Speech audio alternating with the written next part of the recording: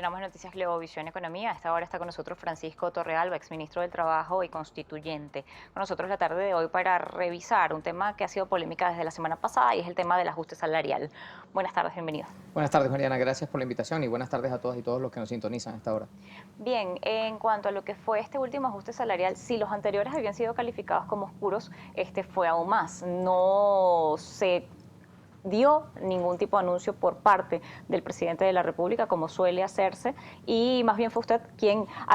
afirmaba que efectivamente esa gaceta que circulaba el pasado viernes en la tarde y luego se recogía de la imprenta y luego volvía a salir, efectivamente era la correcta, eran 40.000 bolívares de ajuste al salario mínimo con un ticket de alimentación de 25.000 bolívares. Correcto. Bueno, fíjate, la verdad es que nadie en este país esperaba que la oposición nuevamente iba a cometer la torpeza de intentar dar por vía de la fuerza y el uso de las armas un golpe de Estado. El presidente habla a través del gobierno, el Ejecutivo Nacional habla a través de la Gaceta Oficial y la Gaceta Oficial se publicó y incluso transcurrieron unos días, luego surgió un conjunto de dudas y yo lo único que hice fue publicar en mi red social de Twitter, @torrealbaf, voy a hacerme publicidad, en la @torrealbaf a través de Twitter que las fotografías de la Gaceta que ya había sido publicada, donde efectivamente se habla del incremento salarial que queda establecido en 40.000 bolívares soberanos mensuales mínimo en todo el territorio nacional para el sector público y para el sector privado, y se habla también del incremento del cestatique socialista también a 25.000 bolívares mínimo en todo el territorio nacional. Los anuncios que iba a hacer el presidente el día 30 de abril, cuando tradicionalmente se hacen las condecoraciones por orden al mérito del trabajo, no pudieron darse por razones que ya todo el mundo aquí conoce, que fue el apostamiento de un grupo pequeño de militares armados, otros que fueron engañados se retiraron, pero un grupo pequeño de militares armados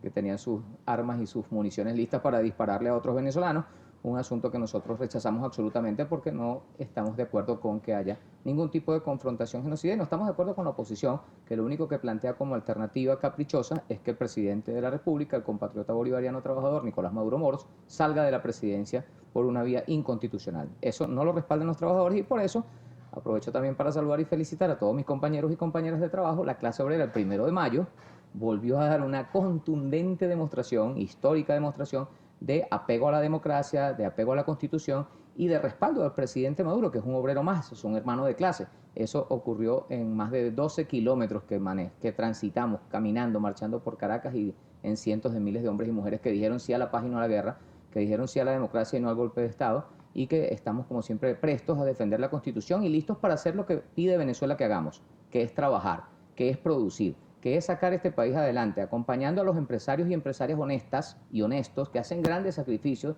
tú como experta en economía lo sabes muy bien, para que no se cierren sus fuentes de trabajo, mismas que nosotros defendemos también. Entonces este aumento salarial, aun cuando definitivamente solo por sí solo no será suficiente para resolver los problemas que tienen los trabajadores y las trabajadoras, sí, sin duda, representa, bueno, una continuación en la política de intentar no dejar abandonados a su suerte a sus hermanos y hermanas de clase que ha llevado adelante el presidente Chávez como continuación, repito, de las políticas del presidente Maduro,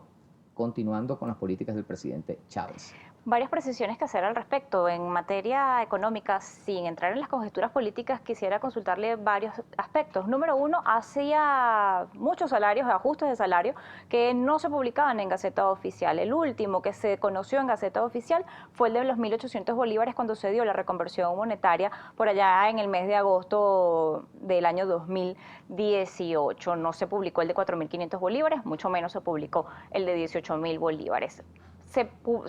Como decimos en el argot periodístico, entonces el presidente de la República el pasado viernes se tuvió él mismo. Él publicó la Gaceta para esto o ya tenía conocimiento de que habían unas actividades o algo en marcha y que el 30 de abril él no iba a poder hablar. Parte de las cosas que me gustaría aclarar a esta hora con usted, porque además los trabajadores para ese momento, incluso el sector empresarial que como bien señala, está haciendo esfuerzos para poder mantener los puestos de trabajo, señalaban incluso que era absurdo y era muy real el salario. Fueron de las partes de las cosas que en ese momento daban...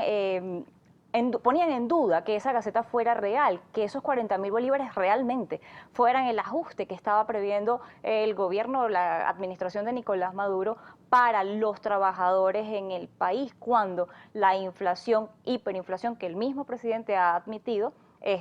sobrepasa más del 1.000.000%. Sí, mira, para comenzar hay que decir con claridad que es muy difícil hacer un análisis de la situación económica del país apartando la perspectiva política y la situación de bloqueo genocida que lleva adelante el gobierno de los Estados Unidos de Norteamérica en contra de un pueblo que simplemente intenta defender su derecho a autodeterminación y defender la democracia como sistema de gobierno y salir de las salidas atajadas por la dictadura o por la participación de militares armados, ese grupo pequeño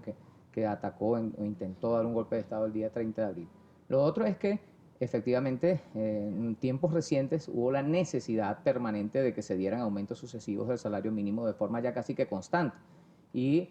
casi que cada mes se estaba dando el presidente de la República, Nicolás Maduro Moros, incrementos salariales. Eso definitivamente lo entendimos nosotros, lo entendió también el gobierno nacional, que no tiene ningún sentido hacer una competencia de los salarios mínimos versus la hiperinflación. Entonces hay que controlar las variables económicas y macroeconómicas y políticas, que pesan más que las dos anteriores que te he mencionado, para poder hacer que el poder adquisitivo del salario se recupere en forma efectiva. Mientras tengamos una situación de que el país no puede hacer uso de sus finanzas públicas, mientras tengamos una situación de bloqueo que impida una normalidad relativa, al menos en términos de la economía, nosotros como clase obrera sabemos con claridad que no va a haber ningún incremento de salario que pueda alcanzar a esa hiperinflación que se induce con todas estas medidas de bloqueo y de especulación y de acaparamiento y de bachaqueo. Bueno, todos estos males que se han cernido encima de todos los venezolanos y las venezolanas y que de alguna manera solo podrán ser controlados en la medida en que tengamos un diálogo y un acuerdo nacional que ponga por delante los intereses de todos los venezolanos y venezolanas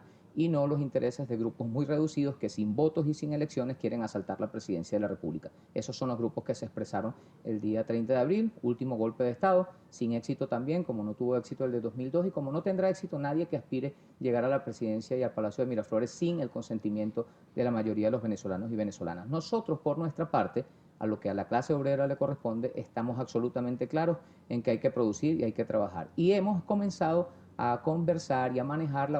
variable del ingreso social. El ingreso social que no solamente está conformado por el salario de cestatique socialista, sino que también va acompañado por todos los programas que el gobierno nacional lleva adelante por vía del carné patria o del carné de la patria, como también se le conoce, y también lo que tiene que ver con las políticas del Estado, que al final son para beneficiar a la clase obrera venezolana, políticas en materia de vivienda, políticas en materia de salud, donde hay grandes dificultades, políticas en materia de alimentación, donde también hay grandes dificultades, la mayoría de ellas estrictamente vinculadas, directamente vinculadas a la imposibilidad que tiene el gobierno de poder administrar con normalidad sus finanzas producto del bloqueo genocida que ha sido echado a andar desde la Casa Blanca de los Estados Unidos de Norteamérica a petición de unos que no viven aquí y de otros que viven aquí pero con protecciones especiales porque tienen mucho dinero, que no es el caso de la mayoría de los hombres y mujeres que aquí producimos, que aquí trabajamos. El ingreso venezolano viene en su mayoría, por lo menos 96 de los $100 o de cada $100 que ingresa al país venía de la industria petrolera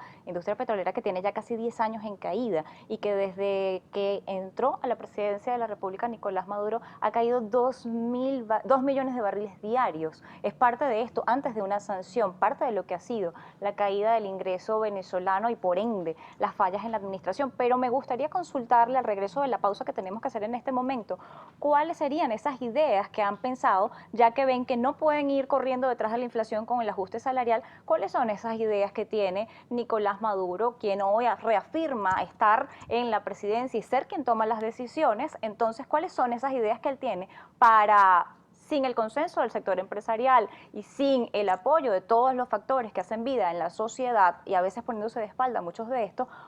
tomar medidas para controlar la hiperinflación? No lo puede hacer solo. Me gustaría Con conocerlo mucho al gusto regreso de la pausa. conversaremos Ya de eso. volvemos.